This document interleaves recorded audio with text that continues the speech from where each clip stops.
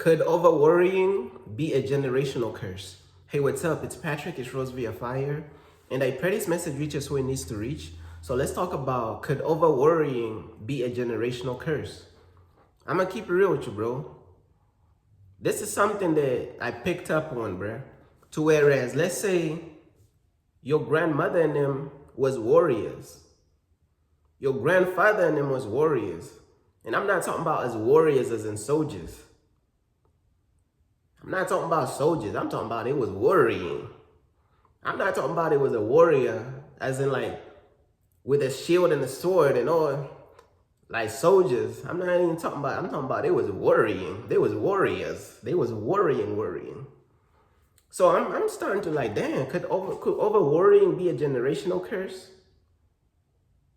Because it's not a generational blessing. You ever see like a family to whereas the grandparents was worrying, the grandmothers was worrying, the grandfathers was worrying, the aunties was worrying, the brothers was worrying, the sisters, bro, could over worrying be a generational curse? To whereas the mother used to worry a lot. And the mother has a daughter, and then now the daughter picked up on this trait of worrying. Now the daughter is worrying a lot too. And people may tell her, man, you worry just like your mother. You ever heard people say that? They tell this woman, you worry just like your mother. You worry just like your grandmother. Or they tell this man, you worry just like your father. You worry just like your grandfather. You know what I'm saying? Y'all ever heard that? Y'all ever heard people say that? Like, they are comparing their woman's worrying to her mother's worrying, or to her grandmother's worrying, or to her father's worrying, or to her grandfather's worrying. You know what I'm saying? Like, y'all ever heard people say that? Yeah, you worry just like your grandmother. You worry just like your grandfather and this and that. You know what I'm saying? Have y'all ever caught on to that? So the question becomes, right? Could over worrying be a generational curse? And I'm going to keep it real with you, bro. I'm still dealing with a cold, bro. But look, though. I'm going to keep it real with you. It could, bro. It could be a generational curse, bro. You know what I'm saying? Because it is not a generational blessing. So if it is not, what is over worrying? When the last time over worrying was a blessing? When is the last time that over worrying was a blessing? So if it's not a blessing and it's transferring across generations, it's a generational curse, bro. And that's another curse that has to be broken. You know what I'm saying? So one thing that I would say is like, if you're dealing with over worrying and this and that, and you know like it's a generational curse, go to God, bro. Go to God about it, bro, and really like do like a 40-day fast about it now. You know what I'm saying?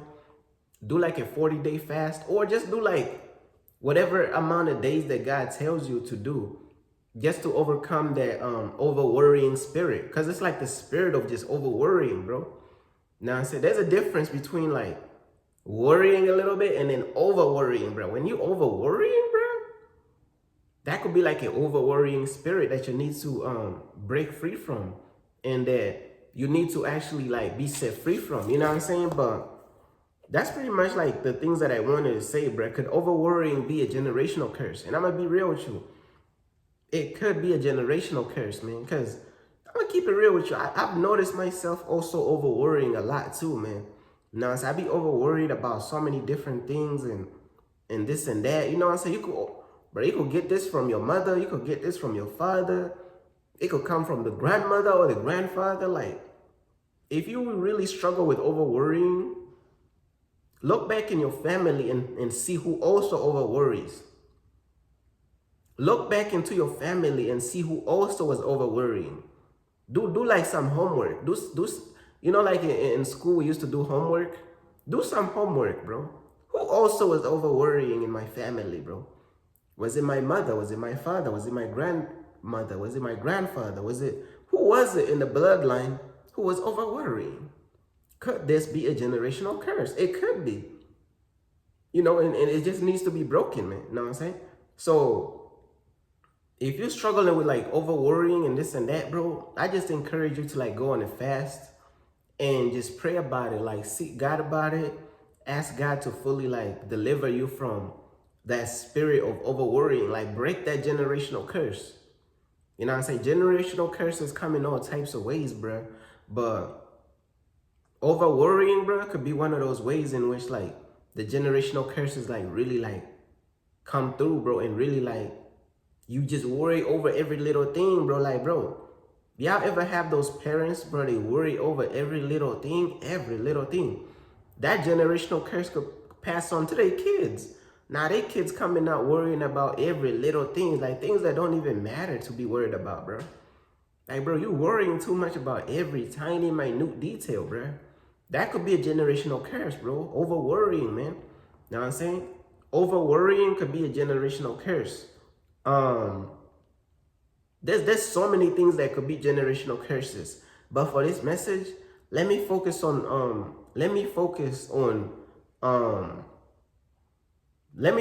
over worrying, bro, because there's so many things that could be generational curses, bro. But this is one of those generational curses that may not be too obvious to a lot of people. They may just look at it like, oh, I'm just over worrying, you know, that's it. But when you really like think about it as a generational curse and you really do some homework about who was worrying in your family, like who was worrying for real, and you start to see the patterns, you be like, oh, damn, this is a generational curse that I need to break. You want that, bro. You want that generational curse to end with you. Because you don't want your kids to also be having like,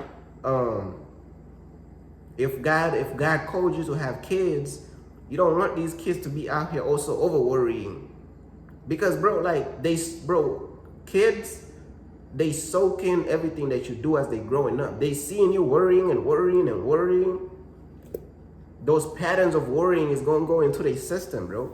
Know what I'm saying? You may tell them don't worry, but they're going to look at your actions. They're going to look at your actions as worrisome actions. They're going to look at you worrying within your actions, and they're going to soak in all that worry and all that system and all that stuff, bro. Trying to tell you, bro, but could over worrying be a generational curse? I'm going to keep it real with you.